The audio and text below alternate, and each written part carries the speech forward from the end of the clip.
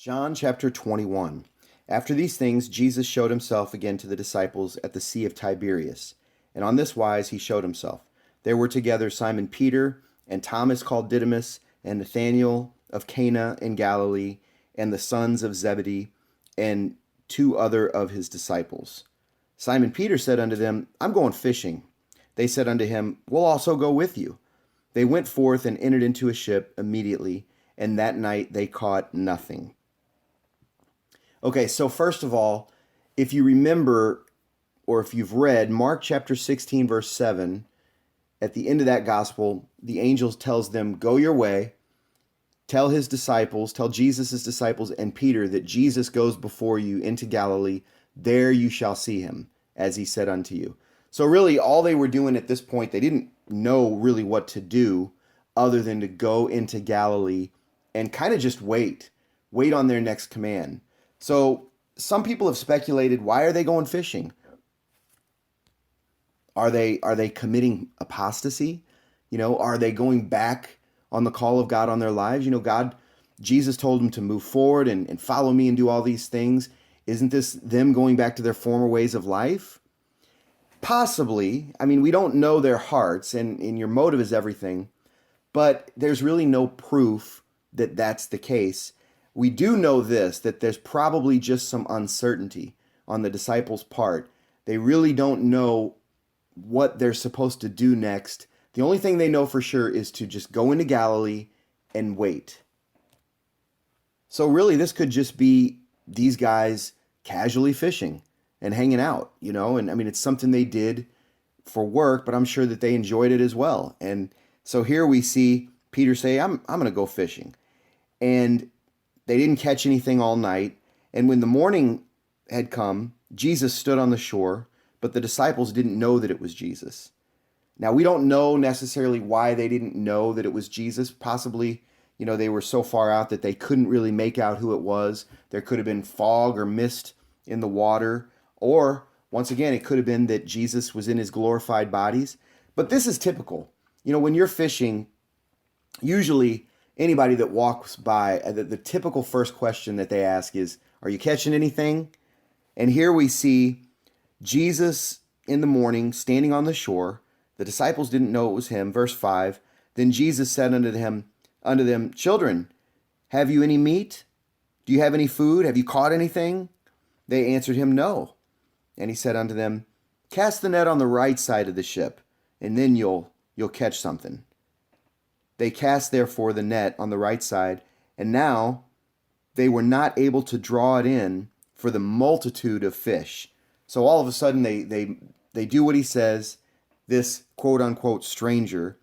They cast it on the right side of the boat, and all of a sudden they get this huge catch, and something triggers in them. Verse 7, Therefore that disciple whom Jesus loved, and we know that that's John, he said to Peter, It is the Lord. Now when Simon Peter heard that it was the Lord, he girt his fisher's coat unto him, for he was naked, and did cast himself into the sea. So they're fishing, they don't catch anything. Somebody comes and says, Hey, you guys caught anything? Check, why don't you try over here? And once they do it, they catch so many fish that they're not even strong enough to pull it in. And John says, It's the master. That's him. And when Simon hears it, he basically throws on some clothes and jumps into the sea, jumps into the water. This is pretty awesome. You can see that John is the first in recognition of Jesus, but Peter is the first in devotion to Jesus as he jumps into the water. And we want to be able to recognize Jesus, but we want to be devoted to him as well. You can almost see like the boat just wasn't fast enough for Peter to get to Jesus. Plus, you had this healthy competition between John and Peter, and I don't think Peter wanted to lose another race. So I think Peter just jumped and said, you're not going to beat me. And possibly he thought he could walk on the water again. I mean, you never know. Also, it says that in the King James, it says that Peter was naked. Well, the probability of him being completely naked was very low. The wording there is stripped for work. Like I said before, it was probably a very casual fishing time with the fellas there, and he got really comfortable. But when he sees Jesus, he looks up, he recognizes him, and he casts all the other care aside, and he slips on his outer garment.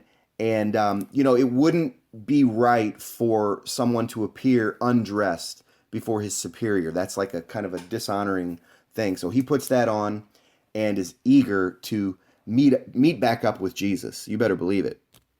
Verse 8, and the other disciples came in a little ship, for they were not far from land, but as it were, they were about 200 cubits out, dragging the net with fish. 200 cubits equals about 100 yards out. Verse 9, as soon then as they had come to land, they saw a fire of coals there, and fish laid on it, and bread. Jesus said unto them, bring of the fish which you have now caught. So here they come up and they see Jesus already ready to eat, man. He's got the fire cooking. He's got some fish on there already, and he's just ready to serve. And Simon Peter went up and drew the net to land, full of great fish, 153 total. For all the fish that were so many, yet the net had not broken. So you can kind of get this picture of Peter being able to drag 153 fish. And on average, this is probably about 300 pounds worth of fish here. And it's funny because some of the videos, some of the movies where Jesus and his disciples were on there, they always make Peter to be this big guy. But really, it's very possible that he was, because he's able to carry probably about 300 pounds of fish by himself. That's pretty cool. And this is a miracle. I mean, he's pulling all these fish and the net still wasn't broken. John makes a point to mention that. And this is very similar to Luke chapter 5 when really it was like kind of like the first impression, the first meeting that Peter and Jesus had together, when Peter caught all those fish and, just threw himself at the feet of Jesus and said, depart from me, I'm a sinful man. And Jesus said, follow me and I'll teach you to catch fish. I'll teach you to catch men. So I'm sure that Peter is going backwards and thinking about these things and just bringing some really beautiful memories back into his mind. So verse 12, Jesus said unto them, come and dine.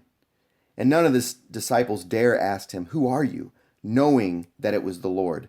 Okay, so first of all, again, we see that there is some kind of obscurity to Jesus. He's back in his new glorified body, and he probably looks a little different. But they looked at him, but they knew it was him, but they wouldn't dare ask him because they were sure it was him. But the fact that they were even possibly questioning it, it's like there's some type of difference in the way that he looked. His countenance maybe looked different. I'm not quite sure. But nevertheless, Jesus says, come and dine. Jesus throughout Scripture is just so warm and so invitational. In John 1:39, Jesus said, come and see. In Matthew chapter 11, verse 28, Jesus said, come and learn. In Mark 6:31, Jesus said, come and rest. Right here, Jesus said, come and dine. And in Matthew chapter 25, verse 34, Jesus says, come and inherit. The invitation to come to the Lord, to come to Jesus, he has not been shy. He has put it out there. And I love Matthew chapter 11. Come unto me, all you, anyone who is tired, who is weary, who is heavy laden, and I will give you rest. What a beautiful invitation. And that invitation is a timeless invitation. It wasn't something that was just 2,000 years ago for just that generation of people or just that group of people or just for the Jews. No, that invitation is just as much needed today. May we respond properly to that invitation and take them up on it. So here's Jesus saying, hey, come and eat, come and dine, come and get it to his disciples. And verse 13, Jesus then comes and took bread and gave it to them, and the fish likewise. This is now the third time that Jesus showed himself to his disciples after had been risen from the dead. So when they had dined, Jesus said to Simon Peter, Simon, son of Jonas, do you love me more than these? He said unto him, Yes, Lord, you know that I love you. He said unto him, Feed my lambs. Okay, so Jesus right here, he's going to do it 3 times, but he's publicly restoring Jesus. Jesus is publicly restoring Peter in this instance, and we have it recorded right here. The question, first of all, that Jesus asks Peter is, do you love me more than these? We're not perfectly sure about what these are, what he's comparing what these are. Do you love me more than these fish? Possibly. Or do you love me more than these disciples? Now, back in Matthew chapter 26, verse 32, Jesus is talking, and he's telling them that he's going to be smitten, and he's going to be risen again and all these things, but he's going to die. And after that, after he's risen again, he will go before you into Galilee. Peter answered in verse 33 and said unto him, Though all men shall be offended because of you, I won't. I'll never be offended. Everybody else might walk away, but I never will. It's almost like Jesus is saying, I love you and will serve you and stick with you more than these guys ever will. So I really believe that when Jesus asked the question, do you love me more than these? I really believe he's talking about, do you love me more than these guys?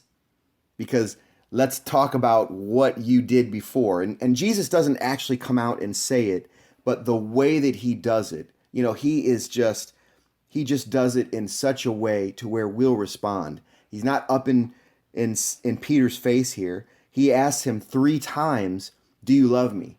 And he does it 3 times because Jesus earlier denied Jesus 3 times. So Jesus is asking Peter here, do you love me? And he does it 3 times. And the first time he asks him, do you love me more than these? Peter says unto him, Lord, you know that I love you. And Jesus said unto him, Feed my lambs. He said unto him again the second time, Simon, son of Jonah, do you love me? He said unto him, Yes, Lord, you know that I love you. He said unto him, Feed my sheep. He said unto him the third time, Simon, son of Jonah, do you love me? Peter was grieved because he said unto him the third time, Do you love me? And he said unto him, Lord, you know all things. You know that I love you. Jesus said unto him, Feed my sheep. Now, first of all, one way that we can love God is by loving his people.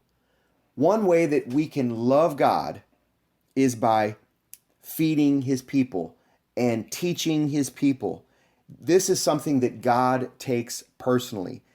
We can say that we love God, but if we don't love people who are made in the image of God, then we really don't love God. I know that may come across harsh, that may come across stern, but 1 John 4:20 says it this way. If somebody says, I love God, and hates his brother, he's a liar. For he that doesn't love his brother whom he can see, how can he love God whom he has not seen? And this commandment we have from him, that he who loves God love his brother also. The way that we treat other people, God takes it personally, good or bad. A bad example of this is when Paul in Acts chapter 9 had an encounter with Jesus on the road to Damascus. And one of the first questions that Jesus asked Paul was, Paul, why are you persecuting me? Well, Paul had never persecuted Jesus directly, but he had persecuted Christians. And Jesus took that personal. Those are his people, man. He took that personally. He took that to heart. He could feel their pain. But a positive example of, when we do some good things to mankind, Jesus said, you remember this in Matthew chapter 25, it's in the parable of the sheep and the goat. Basically, there was a person who had, when somebody was hungry, Jesus actually said this. He says, when I was hungry, you gave me food. When I was thirsty, you gave me something to drink. When I was a stranger, you took me in. When I was naked, you clothed me. When I was sick, you visited me. When I was in prison, you came to me. And then the righteous person answered and said, Lord, when did I ever see you hungry or thirsty or sick or anything like that? When did I see you naked? When did I see you in prison and visit you? And the king shall answer and say unto them, Verily, verily, I say unto you, insomuch that you have done it unto one of these, the least of these, my brothers, you've done it unto me. So that one of the acid tests of if we really love God is, do we love our brothers? And here is real clear-cut case of this. Jesus is saying to Peter, Peter, do you love me? If you love me, feed my people, feed my lambs, feed my sheep. My wife tells a story of one time she was just praying and saying, Lord, how can I love you better? How can I serve you? How can I bless you? How can I love you more? And she said she felt like God spoke to her and said, love my people. And I'll tell you, that is right on with the scriptures. So here is Jesus publicly restoring Peter back to where he was before. And verse 18, Jesus says, Verily, verily, I say unto you, when you were young, you girded yourself and walked where you wanted to. But when you shall be old, you shall stretch forth your hands, and another shall gird you and carry you where you would not. The Message makes it a little bit more understandable here. Jesus said, I'm telling you the very truth now. When you were young, you dressed yourself and went wherever you wished. But when you get old, you'll have to stretch out your hands while someone else dresses you and takes you where you don't want to go. This he spoke, signifying by what type of death he should glorify God with. And when he had spoken this, he said unto him, Follow me. So Jesus tells Peter probably not the best news that he ever heard. It's not the most encouraging, edifying news, saying, hey, you're going to follow me and this is going to be your destiny. But follow me. I mean, you're going to have to die, but follow me. And Peter's response is interesting. He says, verse 20, Then Peter, turning about, seeing the disciple whom Jesus loved following, which also leaned on his breast at supper, and said, Lord, which is the one that betrays you? So we know that's John.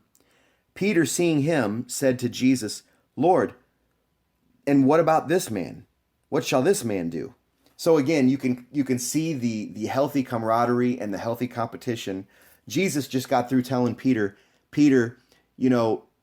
when you're young, you'll be able to do all these things, but when you're old, you're gonna die.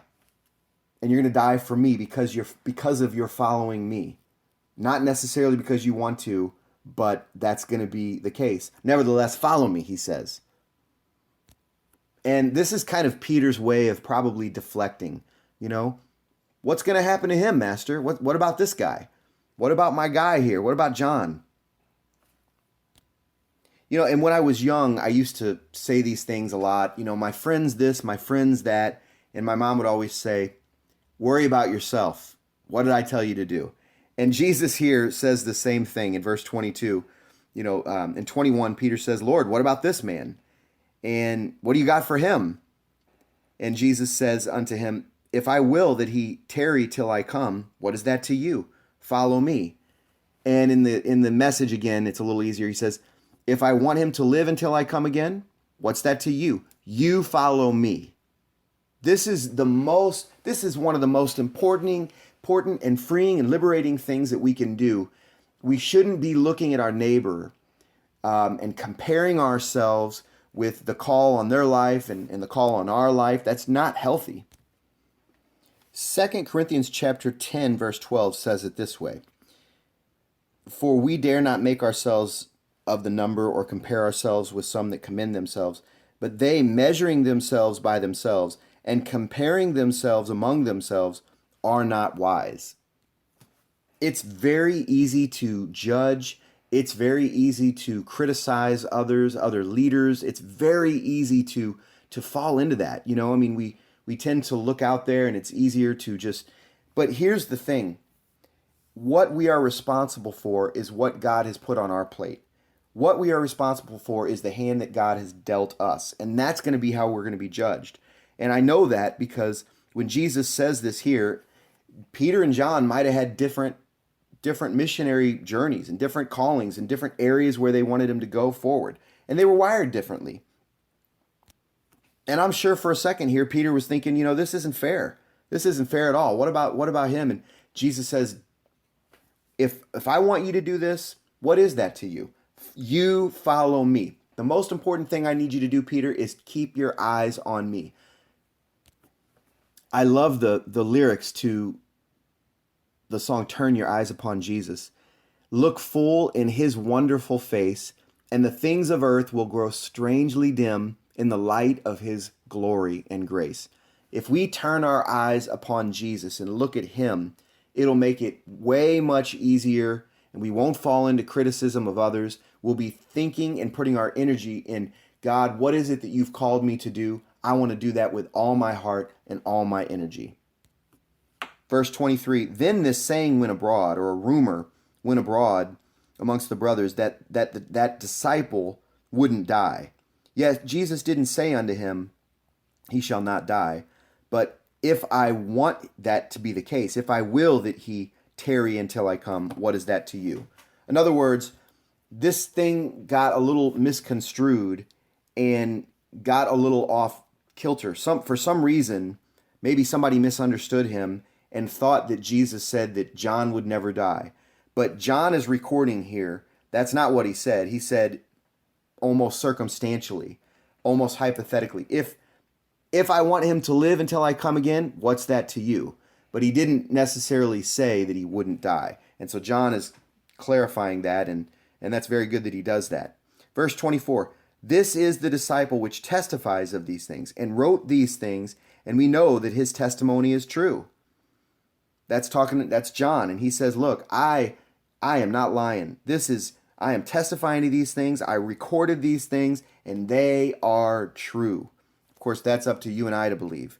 Last verse, 25, and there are also many other things which Jesus did, in which, if they should be written, every one of them, I suppose that even the world itself could not contain the books that shall be written. Amen. John is saying that it's impossible for me to write down everything that he did. It's impossible for me to write down the whole truth about Jesus. There were many other things that he did, but it'd be impossible for me or anybody else to write them all. This is kind of a hyperbole.